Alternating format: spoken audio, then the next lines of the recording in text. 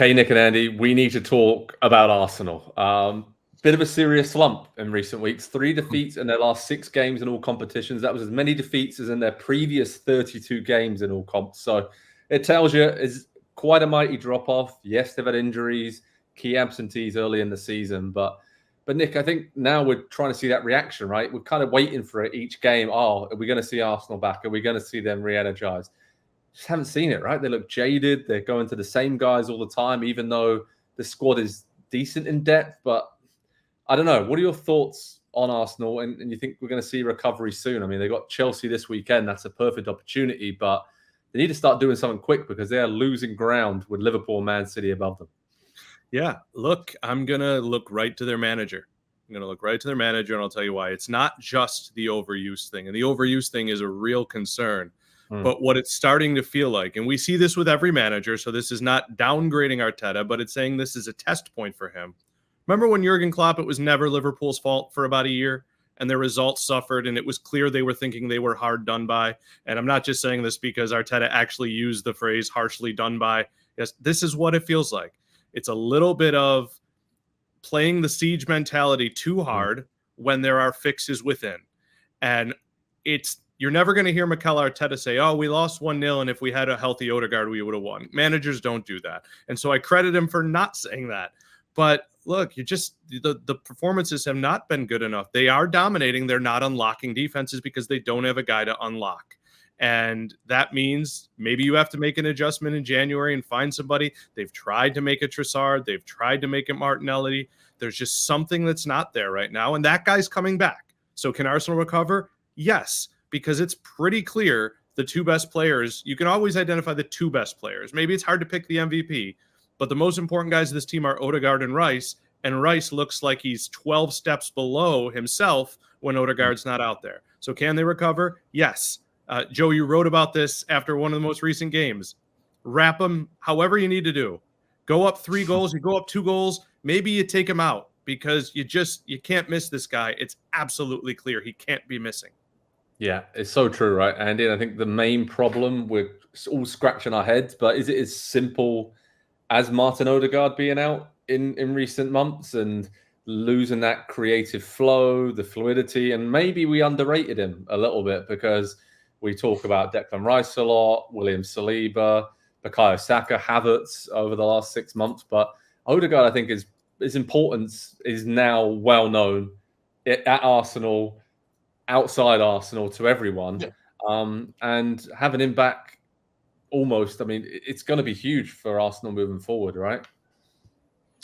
Yeah, I mean, he's unquestionably, and all due respect to Bukayo Saka, he's unquestionably, and Declan Rice, he's unquestionably their best player. I think this has made that very apparent. They are just a team at the moment without him there in the middle, pulling all of those strings and making a ton of amazing pieces much greater as a sum than they are individually. Right now, they're just a ton of great individual pieces in that team. And so until he comes back in, if it's going to be Declan Rice and Mikel Merino as kind of the central midfield 2 with Kai Havertz floating between the lines and connecting play, I think they're going to struggle to generate chances. They're mid-table in terms of XG this season, which when you think about the way that they play and how exciting they've been at times during this Mikel Arteta era, that would shock you. But they're an incredibly defensive team right now, and I think they have to be. I think it's smart. I think it's realistic from Arteta at this point because Odegaard is that important. I think he understands that as well.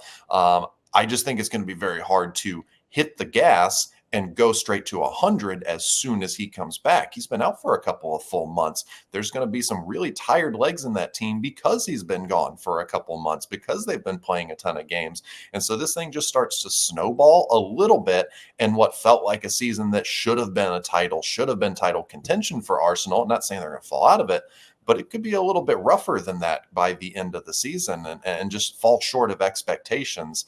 And I don't think it's necessarily one person's fault or one thing's fault. But when you have a young team that's coming together and they're trying to learn how to win, we always do this now, and they get really close, sometimes it's the closest they ever get. And I think we have to remember that is just because they're getting older and they're developing as players, the team, the results, the standings, not necessarily going to be better. And a couple of years of just incredible workload on some of these international players. I think it's hitting them in City, Liverpool to a lesser extent, really hard this season. And it's a little unfortunate, but it makes the rest of the league obviously more competitive and interesting. Yeah, and I think one of the big criticisms of Arteta, right, Nick, is that he has just run these guys into the ground when he could have made changes, not even just this season, but in previous seasons as well. And that's what we've seen. The kind of slip-ups coming late in the season for Arsenal has been a common theme. But this season is a bit different for me. I feel like he is, like you mentioned, more to blame because you have guys like Wanyeri, you have Sterling, you have Jorginho, that could have been rotated in a lot more, it feels like, with this injury stretch. But the likes of Trossard, Saka, Havertz, they've just been rolled out there time and time again. And in that final third is where we're seeing these issues. Yes, it doesn't help that they had to play down a man for a large majority of their Premier League games so far this season due to the red card situations they've been dealing with. But it's concerning for me that Arteta seems to be really stuck on this idea that these guys have to be rolled out time and time again, even if they are struggling with knocks. And maybe with, Odegaard going down with the injury that he did and seeing how much of an impact that had on the team, maybe we'll see Arteta rotating a bit more. And that's why we saw Rice left out with a small knock for the Inter Milan defeat in midweek. And maybe it's just kind of just changing his mentality a little bit about how he manages this Arsenal team going forward. But they have a tough run of games coming up, right, Nick? I mean, Chelsea, Nottingham Forest, Sporting Lisbon, West Ham, Man United, Fulham in their next 6. I mean, seems like a very pivotal time for Arsenal where things could unravel pretty quickly here. Or most of those games, you'd say they could win those and then it could really boost and re-energize and just kind of get them back on track. But really flip of a coin situation these next 6 weeks or so for Arsenal. Now, to be clear, unless they're playing City, I expect them to be in the ascendancy, to win possession, to win XG. They're still very talented in that way.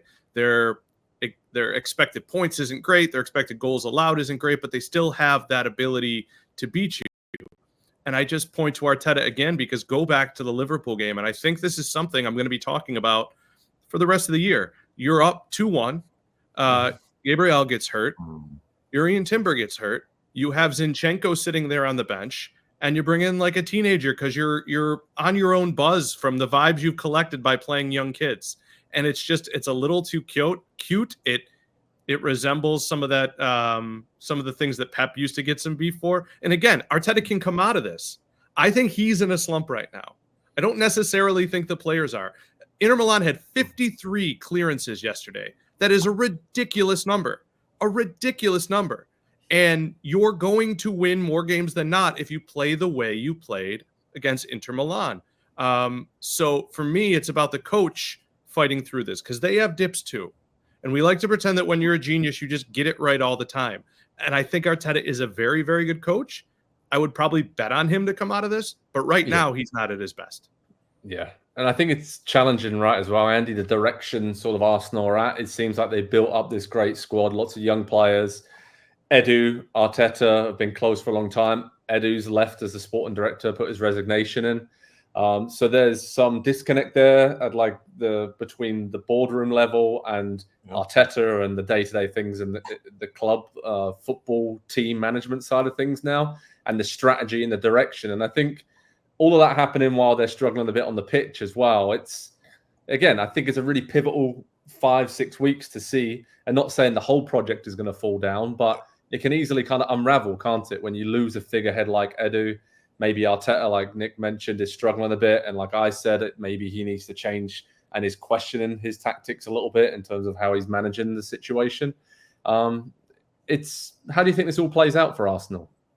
Yeah, at least the Edu situation played out before January.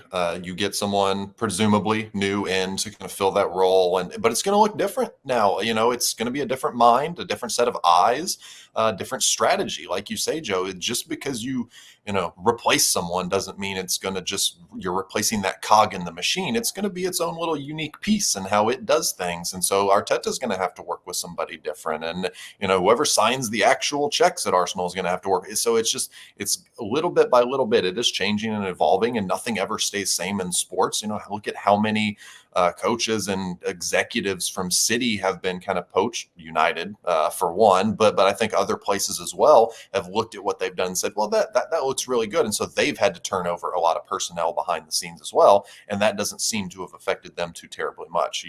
There's a lot of other factors that play there. Of course, I don't know how it's going to turn out with Arsenal this season, but I'm incredibly interested to find out, because it does feel like this could be a bit of a crossroads moment. They've had a couple of real goes at the title. They didn't get there. They have a go at it this season, and if they don't get particularly close, where do the minds of the players go in the summer then? Because it's not a major tournament summer, so it's a little bit easier to move. There's a little bit less going on. They've maybe, who gets to the point and says, maybe I've done all I can at Arsenal. Maybe we're not going to win a Premier League title here. Maybe I need to go to insert other mega club from around Europe. And we start to see the breaking up of that group just a little bit, because as great as a story as it is, young players come up together. They're not going to stay together forever. And I'm not saying it's going to get picked apart in the next 12 months. But there is potential for, if the objective is unfulfilled, then eyes are going to start to wander from inside and from outside looking in as well. Yeah, no, it's very true. I think in my mind right now, they finish in the top 4 in the Premier League, and they probably get to the quarterfinals of the Champions League. Unless something drastically changes, they have a huge surge in form. They make some big additions in January. But again, that latter point is up in the air, because who is making decisions? How involved or more involved is Arteta in signing players? And I think it's all going to work its way out. We're going to find out, but it's a big few weeks for Arsenal. I think this game against Chelsea before the international break is going to set the tone, and then we'll see how things get on. But how they can recover from this slump, most importantly, is keep Martin Odegaard fit, wrapped in cotton wool, and then go from there, because we've seen over the last few months how important he is. But Arteta has to manage the situation better. They need a bit more clarity on the transfer policy, that side of things, heading into the next few months into January.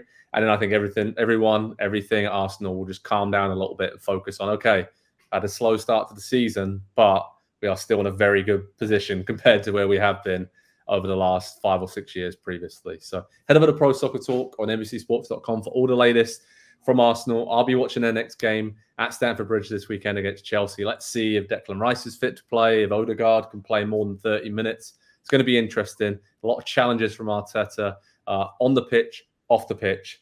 Going to be interesting to see how the Gunners navigate it all. Hi there, I'm Rebecca Lowe, studio host of NBC's coverage of the Premier League. Don't forget to hit subscribe to watch more videos all season long. And if you want even more Premier League content, from original series to live matches, head over to Peacock.